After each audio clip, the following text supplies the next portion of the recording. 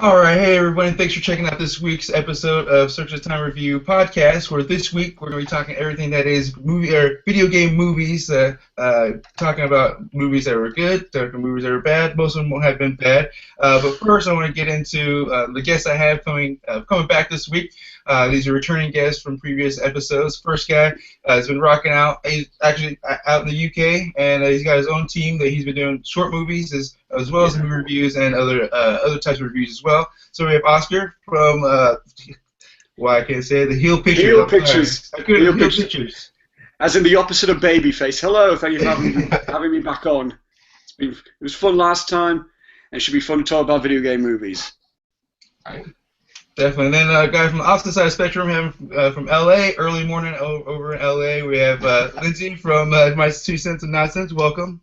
Hey, how's it going? If I fall asleep on you guys, my bad. But I got my coffee, and I'll see if I can stay awake here. Hey, I think we're all in the same boat here. If we all fall asleep at some point, we're going to keep each other alive at this point. But there you go. But yeah, let's just go ahead and jump right into it. Today we're going to talk about video game movies that we've all been dealing with since the back in the '80s when Nintendo kind of did the opposite. They're turning every shitty movie, it seemed like, into an even shittier game. And then the '90s came, Hollywood did the opposite. Like, let's turn every, not shitty game, but every game that may not be easy to turn into a movie, let's turn that into a movie. And we saw how that turned out with Mario Brothers and Street Fighter and all those movies that came out early mid-'90s. So just kind of jumping right into it, what was your guys' favorite and least favorite video game movie so far, and why?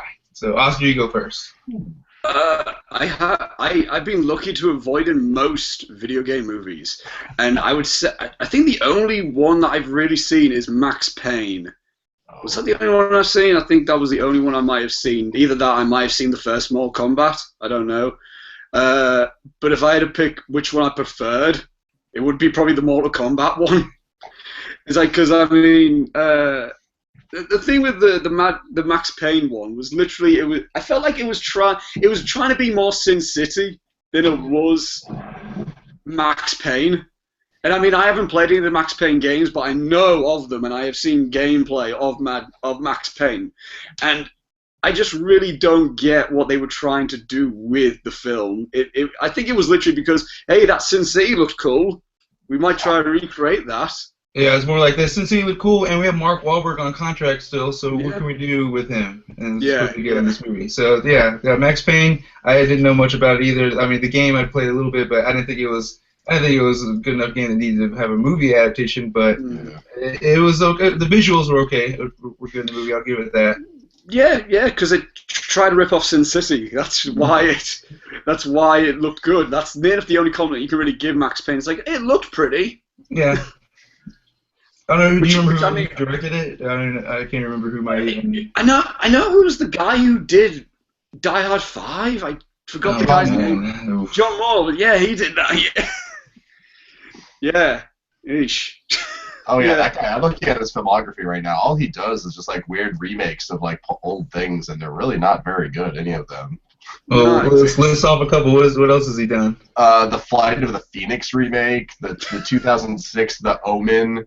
A Good Day to Die Hard, you got that one right. Like Behind Enemy Lines, which was okay, but it wasn't It's probably the best of the ones that you've definitely.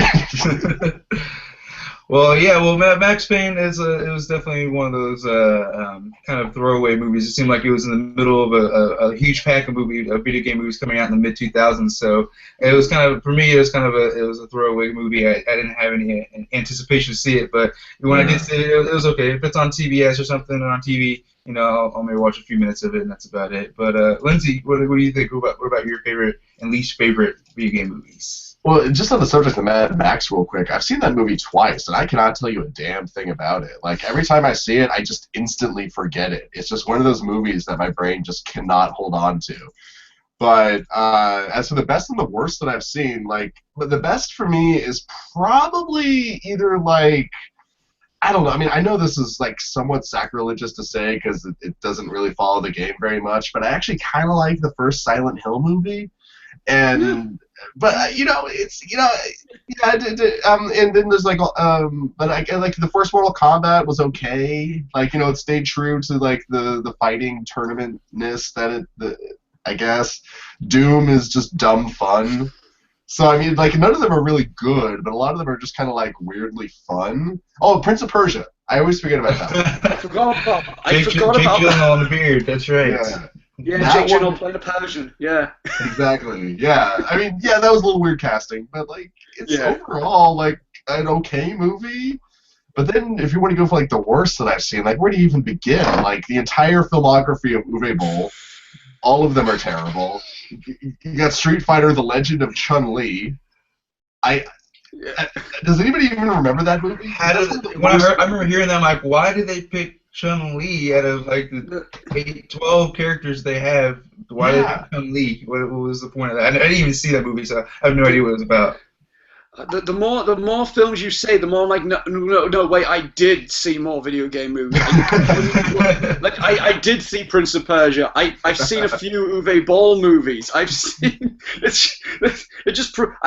did see Silent Hill. Yeah, I did see that one. So I mean, that at least kept with the tone of the game. I felt like that kept with the whole like creepy atmosphere. It wasn't it wasn't the best, but I mean, yeah, that probably might be the better of this genre of just turd.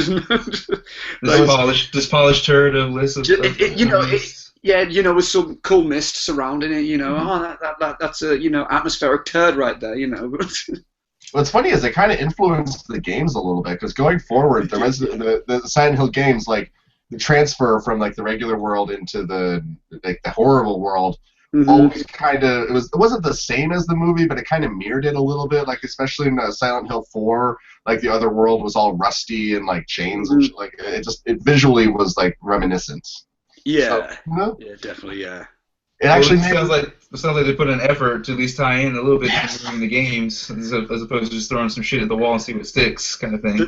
The sequel of the film, however. Oh God, that was. I dodged the bullet with that one, but I know I've heard. I essentially know about all about that film from what everyone told me. It was like, is Malcolm McDowell in this? was he in that one? Yeah, for like 0.5 seconds. Yeah, can't even call it a cameo. I don't think it's more he's literally only in like one scene, and then he turns into a big monster, and then that's it. Like, oh Christ, what happened? I really don't know what happened with that one, because the first movie, while the visuals were cool, it really didn't follow the story of the game very well. If anything, it's kind of blasphemous. But then this one, like, it does a similar thing. It's like, hey, we're kind of Silent Hill 3, but now we're gonna just go off and just do all this other stuff. Yeah. Yeah, the way Konami's going with their whole thing, and if they do live up on a Silent Hill, I don't doubt that it won't be like the game, like the sequel to the film. In the way that they're going with the whole decisions, so everything will be mirrored that way then. So that would be interesting, but then it would be bad. So, yeah, well, I mean, yeah. As soon as they scrapped Silent Hills, then that was just like, well, do we have any faith in the franchise anymore? But yeah, that was so depressing. Did you hear about that? What's going on? Okay, so they did this really cool campaign where they made a playable trailer called PT for the newest Silent Hill game that was going to be directed by Del Toro, starring the guy from The Walking Dead. Norman Reedus. Norman Reedus. And then one day they're like, you know what, we're not doing that. Yeah, they kicked Kojima out. Kojima was on it. That was it. Yeah, they kicked Kojima out, and everyone was like, "Well, what's happening with this?" And then Del Toro was like, "Yeah, it's not happening anymore." I was like, "Wait, what?" That's pretty much Del Toro's like daily update. I'm not doing this anymore. I'm not attached to this project anymore. It's like that's like a daily thing. Yeah, we just got the confirmation that Pacific Rim 2 isn't happening anymore, didn't we? Oh, really? Yeah. I feel bad for him. I just want him to get something made. He's a creative visual, director. He's just not. His little niche of the Hellboys and things like that. But I don't know. I think he should get another chance. I enjoyed Pacific Rim, but if it didn't get a sequel, I wasn't gonna lose the sleep over it. But if it got a second one, I'd see it. But we'll see. Yeah. So you guys hammered off your favorite and least favorite. Mine. My favorite one, I guess, right now would be Mortal Kombat, the first one, just because it was like I was like third, fourth grade when it came out, so I was playing the Sega and all those the video games in the arcade and things like that. So that was my favorite game. And like I said, Lindsay, it kind of stuck the closest to the storyline. At least it kept the tone right, I guess, as opposed to like Street Fighter, which was like watching a cartoon episode in real life. Or not Street Fighter and Double Dragon, the other one I'm trying to reference to. Oh, Double Dragon. Yeah, and so I liked it because of at least the tone and the look of it just kind of felt a little bit more, it's closer to the actual game. But also the fact that it wasn't Mario Brothers, which obviously was my least favorite one. Even nostalgia won't even say this movie for me anymore. It's such a terrible fucking movie. I've read so many bad things about like during the production that like Bob Hoskins and John Leguizamo were drunk. They knew it was gonna be terrible, so they're drunk the whole time. And the directors basically shot themselves in the foot the whole time. They knew they wanted to make a complete opposite of what the studio wanted to make. Really? And going completely off source material, which is not much to go off of, which is Plumber. It's an Italian plumber going to save a princess from. Yeah. There's nothing to really muck up there. There really isn't, and it's really hard to. But they somehow found a way to do that. They went like the opposite spectrum of what they need to do for this movie. I don't know. I remember seeing this and walking out and being like, what the hell did I just see? I'm like, I'm going to go home and play Super Nintendo, but I'm still going to be thinking about what the hell I just watched and what made sense and what didn't make sense. So that's why Mario Brothers, even though I like the games, the movie was my worst one by far of all the film genres. Yeah, you have to try to make the premise of Super Mario Brothers like bad. Like it could have just been a generic save the damsel in distress, and it would have been bad if you just had the cool settings. But I mean, what did they do to Bowser? What happened with him in that? Like, well, what happened is they got a huge name actor to play him, and now they're like, well, I mean, what do we do now? We can't have him be a big turtle. We got Dennis Hopper. Like, yeah, we can't cover up his face. We just make him have cornrows. Cornrows. Yeah. I was like, wow. And the whole running pizza gag throughout the movie, I was like, this is not, even as a kid, I was like, this isn't funny. Why do they keep coming back to this pizza thing? I don't know. I know a lot of people hate that, but that's actually like the one part of the movie I kind of like, because it's like, I almost like, is that actually part of the movie, or was Dennis Hopper just hungry on set and he kept being like, where's my pizza, guys? I bet you that is in the movie. Dennis Hopper totally just ad-libbing that whole thing, probably. Well, I mean, if the actors were drunk, I'm sure like that's not out of the possibility of Dennis Hopper being like, "Hey, I want pizza." But he was drunk too, and he was just like, it wasn't even supposed to be in the movie. He's like, "Where's the pizza?" And they're like, "Oh, let's put that in there. Let's leave it in there." Didn't the directors like not make another film after that? Like they did nothing after it. Like they're done. They were directed by two people. I know that. Did they never work again? It was a husband and wife, I think, or I think it's a husband and wife, and they were just, I guess, huge assholes on set to people too, like arrogant and every wrong way, and obviously not producing a great movie doesn't help that get you more work. So yeah, the Mario Brothers was just for it being like one of the first. I think it was the first video game movie, and it was from Nintendo, who has not made or released any movie rights since, basically. Yeah, they actually, Nintendo were involved in the making of it, weren't they? They were actually like, well, they somewhat were, in the sense of like, they wanted a good one to be made, because at the time, like Mario, big name, even now, he's kind of people still go out and buy the Mario games, so I mean, of course you would want to try and grab the big name and try to make it like a film. Because Mario Maker just came out this year. People love that stuff. It's one of the most classic games out there. Like I mean, that's like Mario Kart 8, which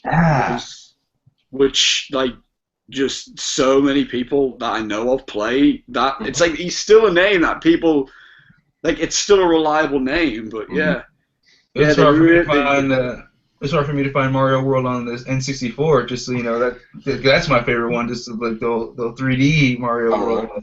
Yeah, that was tough to find. So yeah, like you said, Mario is still like a big name, so they wanted to make it. They wanted the movie to be good, obviously, but I don't know if they weren't watching the dailies or something. But only thing I knew is the only thing I think they provided was the bazooka looking thing that they used to kill Koopa at the end. The toy that had like 2 games on the Super Nintendo. Was That's that the only thing sorry.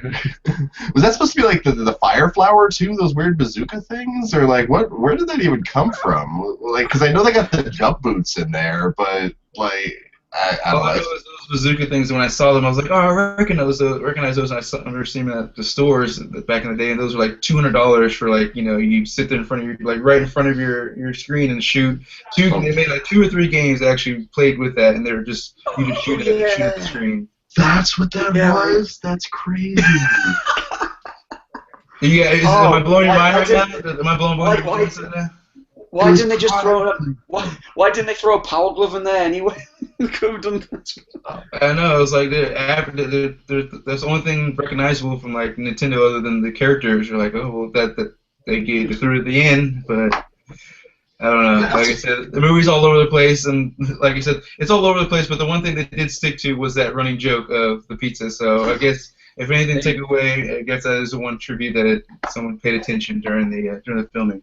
Yeah, but, there's some consistency. Yeah. Yeah. So. Consistent pizza joke. But yeah, so like I said, these movies came out early '90s, and the studios kept putting out more and more. It was like they weren't like multiples each year. It was like one every year, one every other year they're coming out, but they're equally as bad as the one before. So it's like the studios weren't learning their lessons.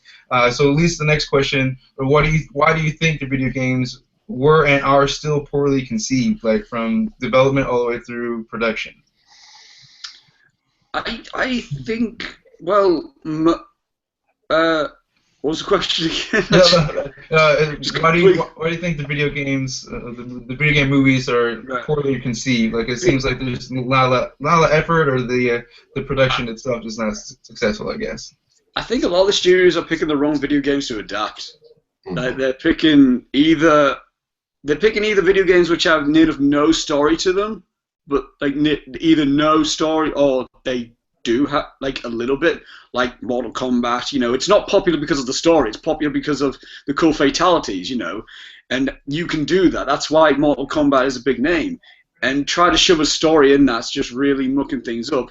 On the other hand, if you try to get a video game with a really good story, you're gonna have to condense like 10, 20 hours of story into 2 hours, which just becomes more of a crammed-in mess than anything else. I think they're just really picking the wrong types of video games. Like they try to adapt literally a story that develops over a few days, maybe a week. You know what I mean? So it's like that's just that's what I personally think is the problem with the whole video game movie thing at the moment.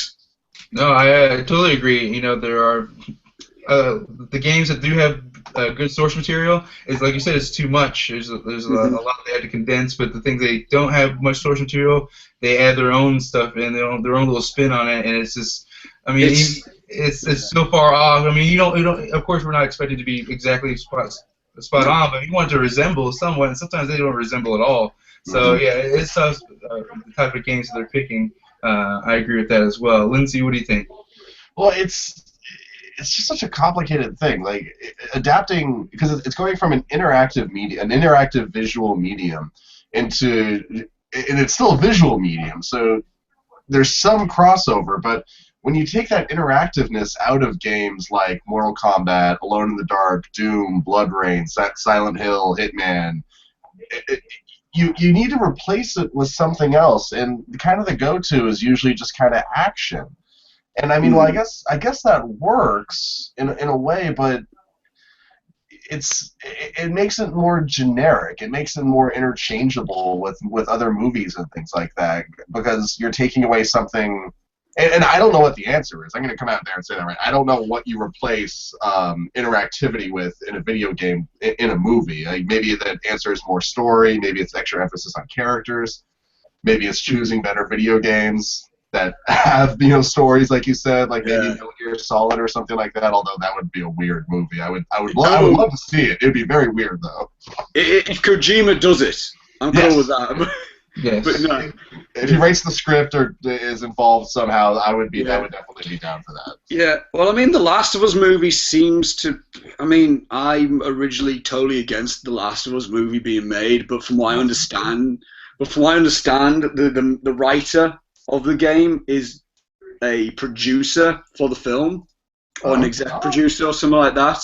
So that regard, I'm like, okay, so I trust that he knows what he's doing with this material. And I mean, Last of Us is a very cinematic game anyway, which that falls into the danger of one, there's a lot of story in about 10, 20 hours of that. What are you going to put in there?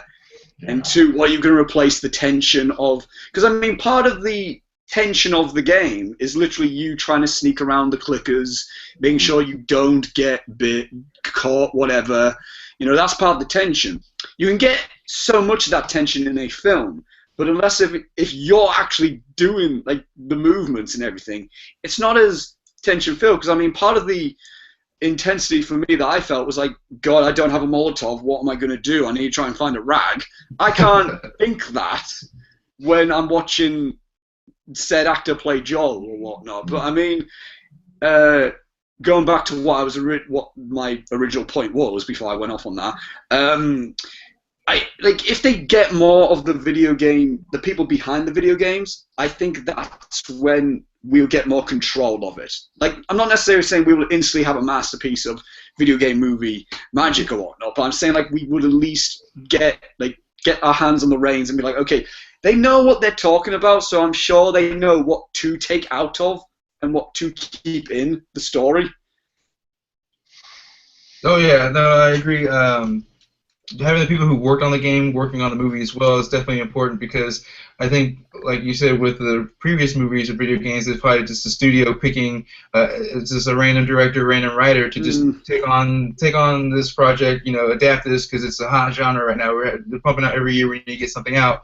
Whereas, you know, if you get somebody who's affiliated with the project, just like with the comic book movies or with anything else, that we like to know, we like to hear that somebody who's not much a fan, but at least knowledgeable of the subject enough to maybe advise or be an authority figure in regards to maybe coming up with the script and things like that. So yeah, that is comforting to hear when you do hear things like that. But yeah, it's still tough, like you said, Lindsey. It's tough with the interactive, like you're talking about, because in your mind you're always wanting to be like, oh, well, in the game I would have done this. And then maybe if the writer, if this person who's involved with the movie says, well, if this person's walking through this corridor, you know, the gamer would want them to do this, so maybe we should have them do something similar in the game that would be in real life to kind of get that attachment. So I think that would be something that they should try to do, like you said, as opposed to trying to build tension in multiple scenes, which is not really helping when it's done over and over and over.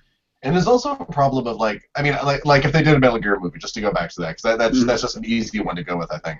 I would be so excited if Kojima was on board, but he's got this, like, I don't know how good he would be at doing a movie though, because like in the games you frequently have characters giving these huge long monologues and soliloquies and things, and you couldn't really do that in a movie. Like, you can't really have your boss fight against the Revolver Ocelot and then have the DARPA chief rant for 15 minutes at the people in the movie theater. I just don't think that would translate very well. You know what I mean? Yeah. Wasn't it like the end cutscene of Metal Gear Solid 4 the length of a film? Yes, the one at the end was very long, but it was the one like 3/4 of the way through the game that was like an hour long. Like, that's a point in a story. That's not the story. That's a point in the story. And I mean, heck, make it a miniseries if you need to or whatnot. But I mean, that'd be cool. Like, I would be all down for, like, if they got the right people, I would be more comfortable with a video game show, a video game miniseries, whatever. Because then I would know we would have time. I won't be like, they're gonna have to cram in all this in 2 hours, or, you know, or something like that, because, I mean... So like a Daredevil on Netflix type of thing? Yeah, kind of like that. Yeah, that'd be cool. I would actually be very down for that. That could be very interesting. Like, really get time to really get to know all the characters and things like that. You could tackle one of the bigger stories, like maybe one of the Final Fantasies or something like that, by doing like that kind of episodic ness. Sorry, still waking up again. It's all good. Yeah, no, that actually really is a good idea to try. I would think maybe if with the upcoming movies that we'll talk about in a minute, with Assassin's Creed and Warcraft coming out, they're going to be the catalyst of either video games are going to keep going, or they're going to have to figure out something else, a different angle of getting these types of media out to people. So yeah, even if these upcoming movies don't work and they have to pivot, maybe they could pivot toward Netflix or Hulu and like set up their own little series like Daredevil and some of these other comic book movies have done. Because like you said, when you have 10, 20 hours worth of story, you don't want to cram it in 2 hours. You want to spread it out and get to know everybody. And I think there's enough fans of games, or at least fans of the good stories that are going on in these games, would be at least interested in seeing them like that. Yeah, well, I mean, Telltale, they present their games season 1, episode 1, episode 2. So I mean, it's it's not out of the reach necessarily. So I think it would make more, especially where we are at now with TV. It's not a cheap medium anymore. It's enough on par with some.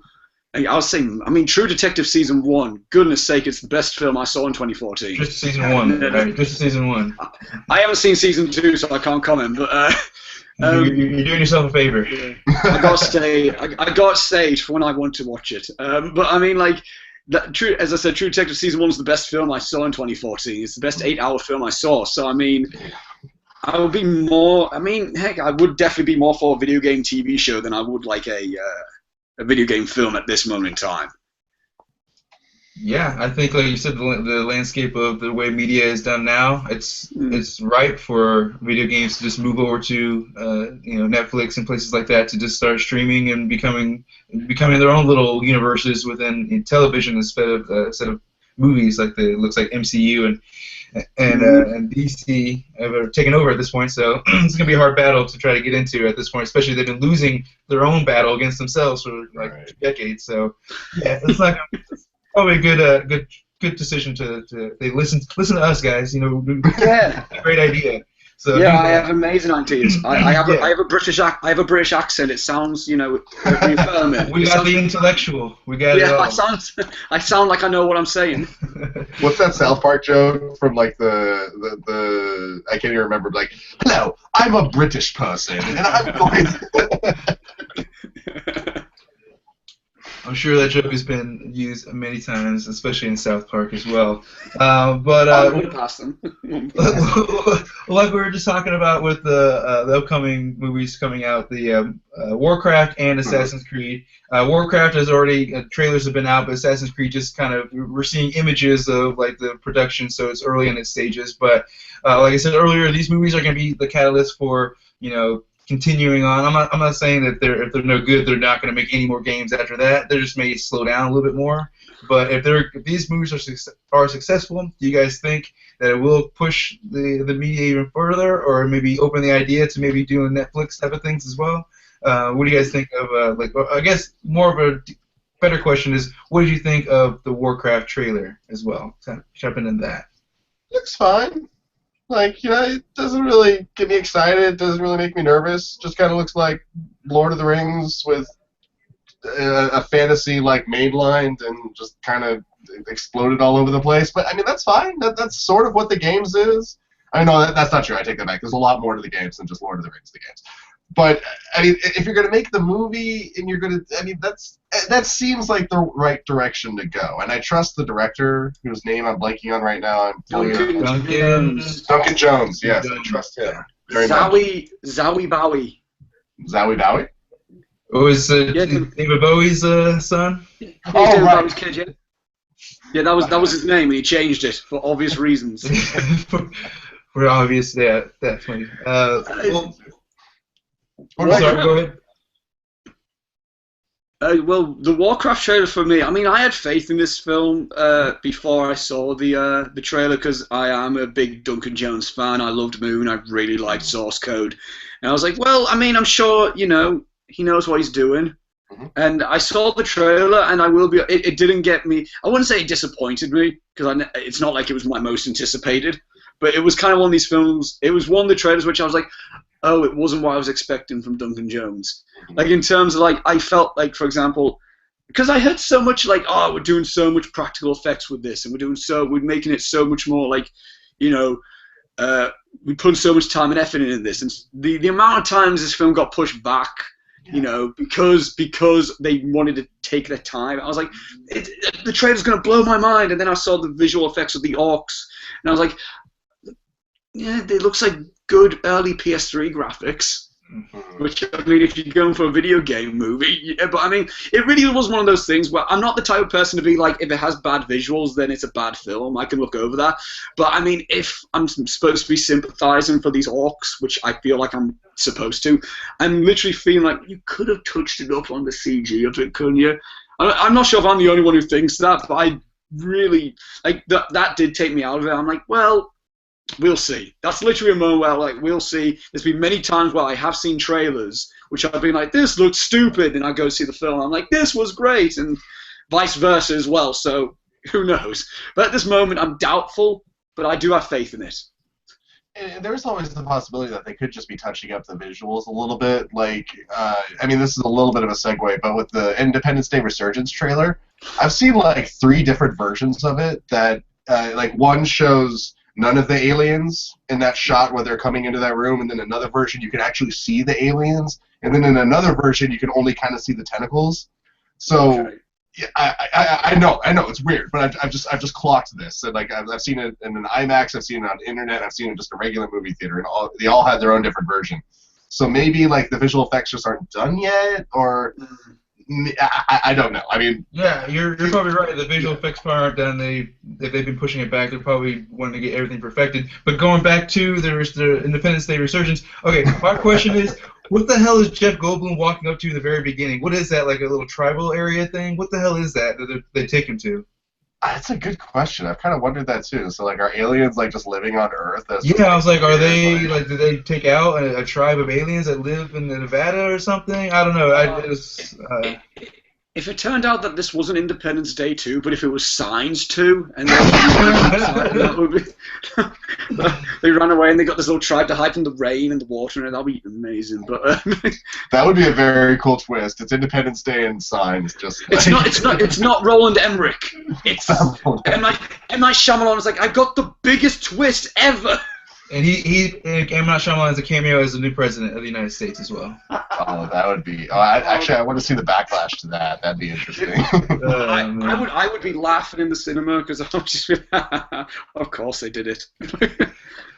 But yeah, no, I'm actually kind of excited to see Independence Day. But just jumping back over to Warcraft trailer, my anticipation was based off of I didn't play the game much. I mean, I don't hate it or anything. I just never got into it, so I didn't know much about the backstory and what like the orcs and the humans, their relationships. So I don't know what that is. I think they could have done a better job of explaining that. I know they did somewhat, but I don't know. It's through dialogue, which I think it could have been maybe a narrative would have maybe helped a little bit better to help the audience who aren't familiar with the story at all as to what's going on. Yeah, and then the trailer, I was. Hearing all this hype, we've been hearing for years now. When are they gonna make a Warcraft movie? And then finally gonna get this trailer. And I've seen some of the Warcraft trailers for the games look better than the actual movie.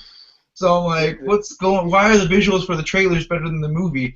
Why can't we take these little snippets like the Halo and like Warcraft trailer bits they give us for like teasers of the upcoming game and just extend that to like an hour and a half? I know it's expensive as hell, but it looks way better than the movies we've been getting. So that was, and then when I saw the trailer, I the same thing. I thought the visuals just probably weren't done yet. But also, the story. We've seen a lot of trailers this year. I've cried at a couple of trailers. I've had a few emotional balls rolling in my throat after seeing a few trailers. Did nothing for me. So that's kind of how I feel. I didn't play the Warcraft game as well, but I know of people who did, and I was talking to someone who recently who is a Warcraft fan, who's a Blizzard fan in general, and he was saying like, if there's just like a little Easter egg to Diablo, that would just make my day. So it's just like, I know there are people for, this definitely has its audience. So I mean, like. It does feel like one of those films where it's like the mainstream people are like, what can I make of this? But like the fans of the video game are a bit more enthusiastic about it, I do think. So I mean, it definitely doesn't look bad, but it literally was one of those trailers which I was like, okay, I guess I'll see it, maybe. I don't know. Yeah, there's one thing I'll definitely give the trailer. It definitely captures like the feel of the video games, that kind of over the top, kind of like the huge clunky armor that should just be totally encumbersome, and like all these crazy cities that have all these like the floating council chamber and things like that. It definitely feels like Warcraft. Like, you can't take that away. Like what little bit we see of whatever the other world is, I can't remember I played World of Warcraft. Why can't I think of this right now? Whatever, it doesn't matter. The demon dimension that the orcs come from feels like, or at least it seems to feel like it. So you got to give it props for that. But it's just going to come down to, like, will this story work? Will people, like, actually be able to connect to these characters? Yeah, I don't know if it's just me, but I kind of got a tad bit of a District 9 vibe from the story, like human, and then the non-human, and need to bond and to fight against the human. It's like, so, I mean, if they do something similar to that, I mean, I was a fan of District 9, so, I mean, if they got the whole thing, again, the trailer, it probably is just the trailer. Now the trailer might have set my expectations a little bit lower. I might go into the film and be like, this was pretty good. I don't know. I mean, the trailers for Edge of Tomorrow didn't look all that great, I felt. I mean, I saw the worst marketing campaign other than John Carter, I would say, in the last 10 years. Yeah. The worst marketing campaign for a movie. That movie is so awesome. Edge of Tomorrow is super underrated. It's such a good film. And that felt very video game-like. It felt very... Of course, it's based off of manga, and, you know, and it definitely feels that way, and it definitely feels very video game-y. So, I mean, Warcraft, it's definitely a film that it's going to be interesting when it comes out. It's definitely going to be a love it or hate it type of film, I think. Yeah, I think it's definitely going to be divided, especially with the hardcore fans who play, and then those who are just casual moviegoers who are like, what's going on? What is this? So, yeah, I think, like you guys said, the story is really what's going to... It's just one trailer. I think one or two trailers, one trailer we've seen, so... We can't. I hate to judge it just on this trailer, but we have some time before it comes out. So I'm hoping that could be pleasantly surprised. So I'm still excited for it. But the other movie we want to talk about real quick was the Assassin's Creed pictures that we've been getting out with Fassbender, and then he's got his. I think the director is Justin Kurzel. Is that right? He just did Macbeth with Fassbender, which Fassbender and Cotillard, who's in the film again. Oh, wow, nice. So they're like a package deal now for each movie. Yeah. Well, yeah, so from the few images we saw and from, the Justin's background from previous movies, what do you guys think of Assassin's Creed? This is the one that I'm looking more forward to. Honest, this is the one I'm looking more forward to. I've always been a fan of the concept of Assassin's Creed. I've never played it. I always liked it. Just sounds really cool and everything.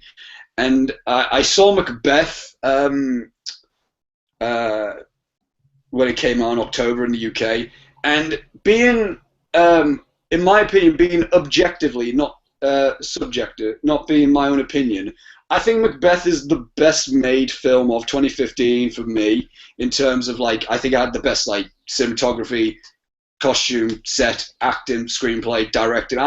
Personally, I think it was the best made film of the year. And it's the same crew coming back. I love Fassbender. I mean, literally anything he's in, I'm down for. And he's producing it. And I find it hard to believe that Fassbender would put his time and effort into something that he doesn't have faith in all honesty. Yeah, he did The Counselor, but he wasn't producing that. But and I mean, the images that I've been seeing, I'm liking the look of it. Again, set photos are very different to a trailer, because set photos don't give the tone as a trailer does. A trailer does a better job of giving the tone. And I mean, I like the idea of, like, they're not actually having, like, who was it, Ezio? They're not having, like, any of, like, the actual characters. They're literally putting new characters just in this world, which makes me interested, because I'm like, okay, so they're not trying to fit a game into 2 hours.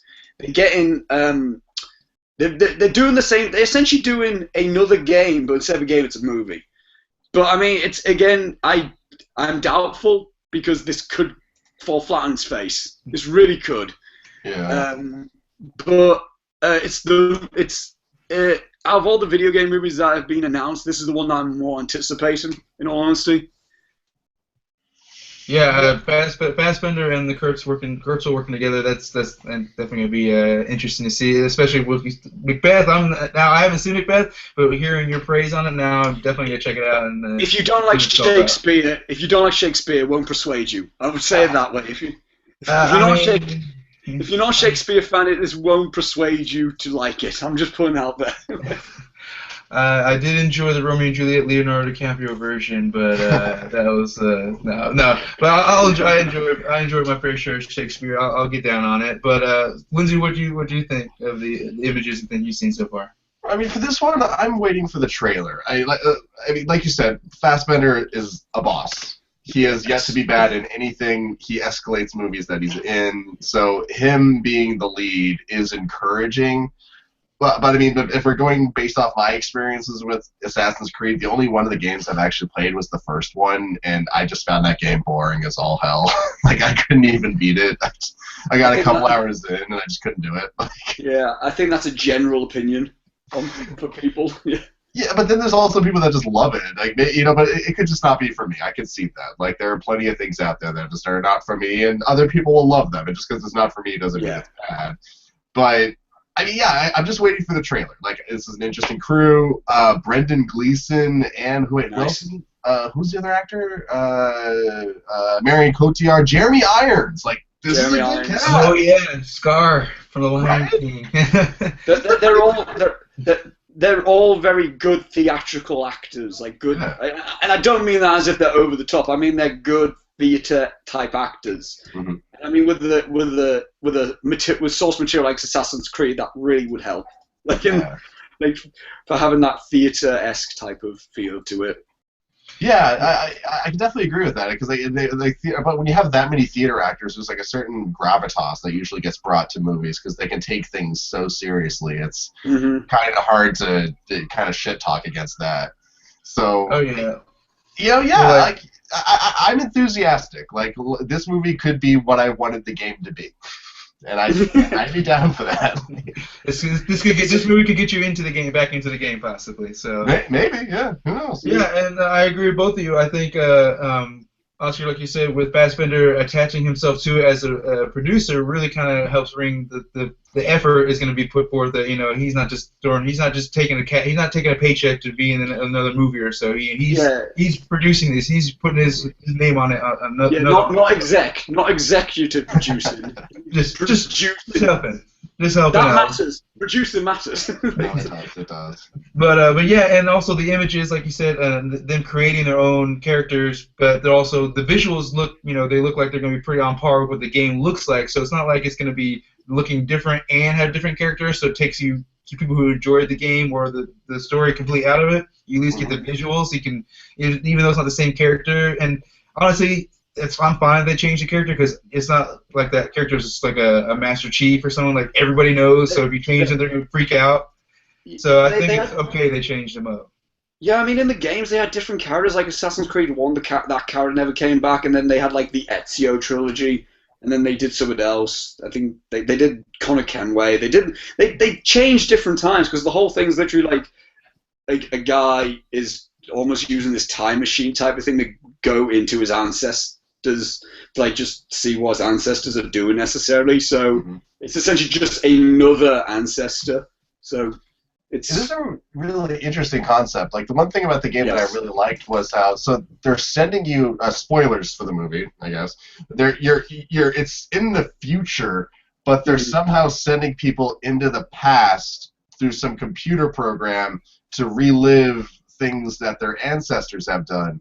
And the one thing about the game that really caught my attention is I can't go around just murdering people because the game would start saying like, "Hey, your ancestor didn't do that. Stop it. Nope. Yeah. Stop killing people." I'm like, okay, so I have to somewhat, stay true to that was interesting. So that could translate well to a movie. Like, maybe Fassbender starts killing people by accident. He's like, oh, crap, I guess I can't do this. It makes the animus unstable or whatever. Yeah, the Assassin's Creed games are a good example for me, at least, of, I only saw the full gameplay of Assassin's Creed 3, which was technically the 5th game in the franchise. But it because they did 1, they did 2, they did Brotherhood, they did Revelations, then they did 3, and Yeah, but I mean, I watched the gameplay of that. I was like, it's a really interesting story, but then you got all this side mission thing that really doesn't need. It's really not important for the story. It's like, hey, you need to go and retrieve a loaf of bread or whatever. I don't know. And then it's like, so that's a good example of like we can just get to the interesting stuff in the film necessarily. So. Yeah, like that'll be interesting. And I'll be interested to see like what, because I mean, each ancestor again was a different person, different personality. Ezio, from what I understand, was he was kind of like a charismatic Italian guy, I think. And then Conor Kenway, who was he was like a Native American, I think, who died. Yeah, that was the one said like old colonial times, right? Yeah, that's it, I think. Yeah, where you first play as Connor's dad. And then you go into Connor because his dad slept with a Native American woman, and then I think Black Flag you played as a pirate. Yeah, I wanted to play that one. That looks awesome. I got both, like the Black Flag and so the one before that. There's like free downloadable content when I got the Xbox One, but I haven't played them yet. But they're sitting on my Xbox waiting, so I will play them eventually. Yeah, and the newer one was like set in Victorian era, so I mean, I don't know who exactly. Yes, Syndicate, that's the one that just came out. That one actually looks pretty cool too. You can finally play as a lady. Yeah. Oh yeah, Ubisoft actually did it. It's not too hard for them. What a stupid excuse. What a stupid. Does this game have actual faces, or is it just do all the characters have eyeballs again like it did? And I can't remember which one it was that had the glitches, but yeah, that was Unity. Did you see like the photoshopped image of like new Assassin's Creed photos leaked and then they photoshopped Michael Fassbender's face and it was literally just the eyes and the teeth. I did get a kick out of that. That was pretty wow, no, I haven't seen that. Check that out though. You have to look that one up, but yeah. So like I said, Assassin's Creed. I agree with you. Oscar is probably the one I'm more excited to see, just because even though I wasn't too into the game, I think the concept and I like Michael Fassbender a lot better. Yes. More recognizable actor in this movie, so I enjoy his work. So I'm excited to see what he can do. But getting on to the last few bits of things I want to go over here real quick. One thing I do want to go over real quick was a Halo movie.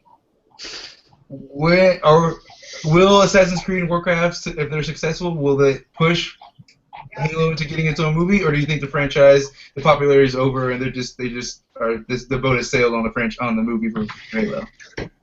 They've been trying for so long to get this made. So long. Since before District 9. Before District 9, wasn't it? Oh yeah, 2006. Christ.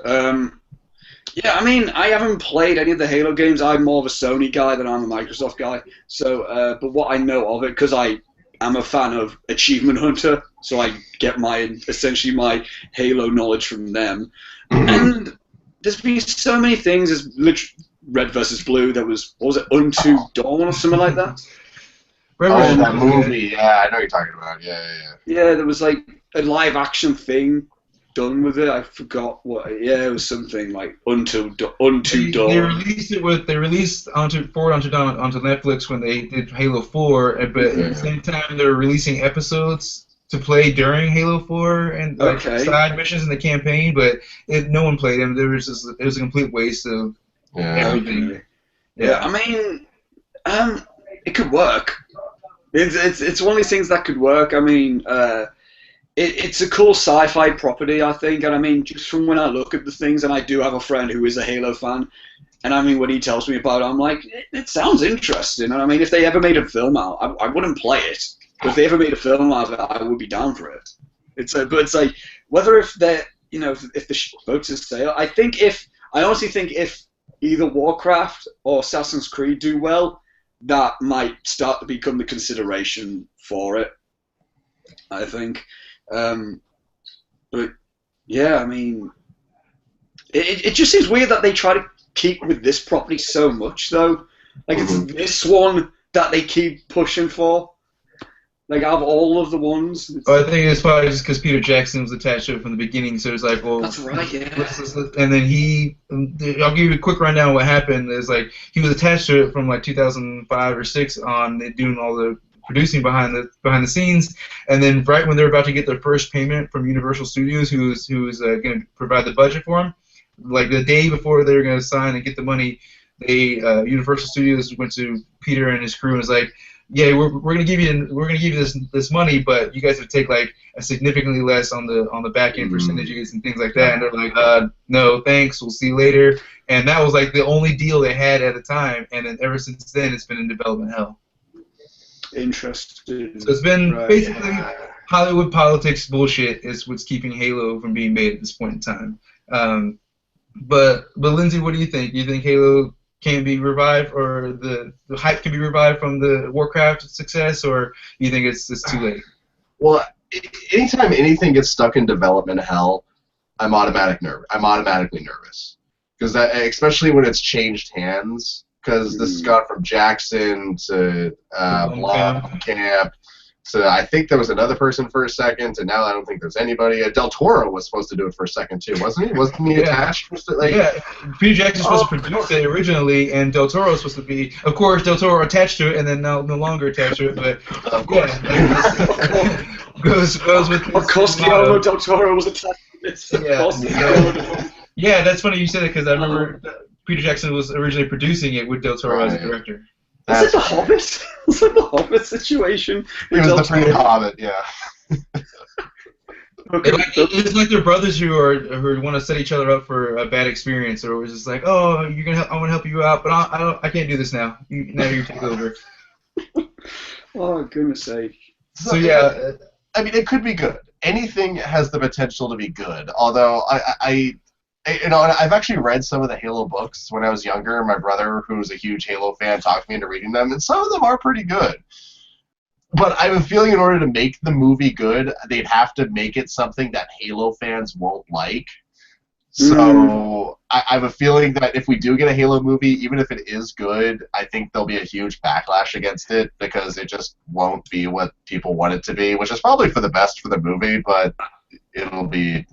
I'm kind of nervous. I'm nervous just because of the reaction people will have. Oh yeah, well, it goes back to Oscar's thing. Is like they have 5 now. If they were done this back in like 2006, they had maybe Halo 1 or 2 to kind of go off of the storyline. Yeah. Now they have 5 games. They have a universe. They have spin-offs. They have all sorts. A new company's got hold of the property since then. So so it's taken a whole new turn ever since this movie was originally going to be made, and the story has been added on so much. So even if they focus on the Halo 1 story, people are going to be pissed they didn't bring in the Prometheans from Halo 4 or 5, and people who, and the opposite, if they did a later version, like a Halo 5 type of movie, people were like, oh, I wanted to see what would it look like if it was in Halo Combat Evolved. Come on now. Like you said, Lindsey, no one's going to be happy with what they do, because there's too much story, too much information to put into a 2-hour movie. Again, we run into that issue. It would be best to be put on Netflix, which it already kind of has with support onto Dawn, and so it's not really been successful in that area as well. Yeah, I mean, there's been pretty solid fan films. I mean, was it what Julie Benz did one or something like that a few years ago, or I don't know. I can't remember. It doesn't matter. Well, all I know is Halo's been. It's just one of those weird ones that everyone of Hollywood's had a fixation on trying to get this one into development, and just never seemed to get over that hump. Yeah, I'm guessing because that was like from. I'm assuming. I'm guessing because that was like kind of the first thing to really like become popular in the online gaming thing. I guess, which probably blew it up, and I mean, it's got such a rich story. Like, it's got a rich, like, very like detailed universe, from what I understand. So, I mean, I guess I can see why they want to try and grab hold of that property. Just it's to add on to it. I mean, it's kind of like, it's kind of a bit like Star Wars in the sense of like, there's so much you can do with it. So I guess like that. I guess that's why it's been talked about for so long, nearly 10 years now. It makes you feel not young, I'll tell you that. I think that the Halo movie is maybe it's had its chance, and it may not get to see it again. If we're getting an Angry Birds movie before we get Halo, then Halo's not coming at all. This shows what kind of effort is going on. I just don't want Heavy Rain film to be made. If that doesn't get made, I'm fine. Don't cross your fingers. You never know.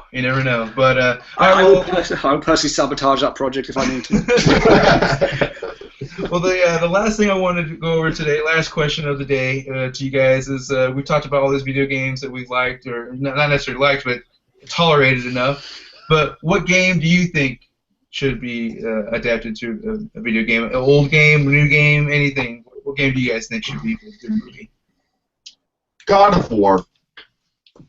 You know, you just need to get you just need to get The Rock, give him some swords on the end of some chains, and then just have him fight CGI things for 2 hours, and you'll make fans happy, and general audiences love The Rock, so the movie will make money, and boom. Who doesn't love Greek mythology? God of War. Solid choice. Plus, the story is so simple. You just need a big angry guy. That's all you need. I choose to give Sleeping Dogs to Gareth Evans if he can make anything like The Raid 2. That'd be interesting. I'll be down for that. Make it foreign. Make it a cool foreign, kick-ass action film. Get Donnie Yen as the lead, and I'll be down for that. Anything Asian cinema, I'm down for. And Sleeping Dogs was BA, so I'm down for that. If that happened. Yeah, I think after that. That could be fun. That'd be really cool. Definitely. You guys are going for some visuals and action. I think I'm gonna stick with the action. I think one movie or game that I think that I never thought would be more for story, but for visuals would be like Titanfall. I think it would be pretty sweet to bring into the movie because I mean we've kind of seen versions of it with like and in the Matrix Reloaded. I guess there's those either shooting at the signals coming in, so that's like the most resemblance to it, but I think I don't know the visuals. I just love the way when you get to see the bullets flying out, like how they angle. I don't know. That's just one small bit of it that I enjoy, but I think visually, I think it could be adapted pretty well, especially now with the way technology is now. Now in the '90s when they're trying to make Mortal Kombat, Double Dragon, and Street Fighter worlds out of cardboard in the studio. So yeah, if we bring Doug Liman in for Titanfall, then that'll be cool. So yeah, well, other than that, I think that Titanfall would be good. The funny thing is, the games I was thinking of immediately were games that were already movie. I was like, the Mad Max game I just played was really good. I'm like, idiot. Hey, you know that Scarface game? What about the Godfather game? That's that one. Those have potential for a good movie, I think. Yeah. So that was a brain Mafia 2. That was a brain fart this morning for sure. But, that was everything I wanted to go over today for the video game podcast. I do want to thank you guys, Oscar and Lindsey, for being on the show today. Different parts of the world, so I appreciate you guys taking time and getting on the show today. Thanks, everybody, for watching. We're going to keep doing the podcast. I have one early next week, so stay tuned to that. But want to have our guests tell them where you can find each of you online. So, Oscar, where can everyone find you online? You can find me on Twitter at Oscar_XIII. That's Roman numeral for 13. And if you want to check out the YouTube channel, it's youtube.com/HeelPictures. 2016 is going to be a fun year for us because we are focusing a lot more on scripted stuff. I recently just uploaded we uploaded a Christmas short film. It's called A Very Merry Gary Christmas, where I play Jesus. That could persuade you to see that. I see no resemblance. No, I know, right? And it's not like I get told that every time I meet someone new. I reckon you anyway. And then, and recently I just uploaded a video. A fun little video, for your consideration, where I try to persuade the Academy to nominate A Very Merry Gary Christmas for multiple Academy Awards. So give that a go, tweet the Academy, let them know that you want me to win an Oscar. I'm destined. My first name is Oscar, so thanks. And that's me. Well, nice. So everybody, let's go check out his videos. Let's get Oscar and Oscar, all right? Yeah. Let's get Oscar and Oscar before Leo. Hashtag that. Oscar for Oscar. Hashtag that. Oscar for Oscar. Oscar before Leo. Yeah, Oscar before Leo. So yeah, no, everyone go check his website out and check out those videos. Lindsey, where can everyone find you as well? Well, I almost want that Oscar for an Oscar hashtag to start trending now because people will think it's for Oscar Isaac, and so it'll boost you up just even more. And so the next thing you know, you're like, Ex Machina. I have to put fidget for Oscar. There you go. But I'm Lindsey. I have a cute little YouTube channel, My 2 Cents of Nonsense. Just pop that into Google. I come right up. I'm going to be trying to get my 2015 Best and Worst list coming out here in the next week, and I'm also about to go on the Winter Clash next week, so check that out too. And I'm a silly guy. I try to make amusing things. Very nice. Well, yeah, like you guys, everyone go check out both their channels. My channel, YouTube, Circus Time Review, Twitter, and Instagram, Circus Time Review Pics. Like I said, be doing podcasts each week as I've been doing. Check on Twitter when the next one will be coming out. Again, thanks everybody for watching, and be excellent to each other.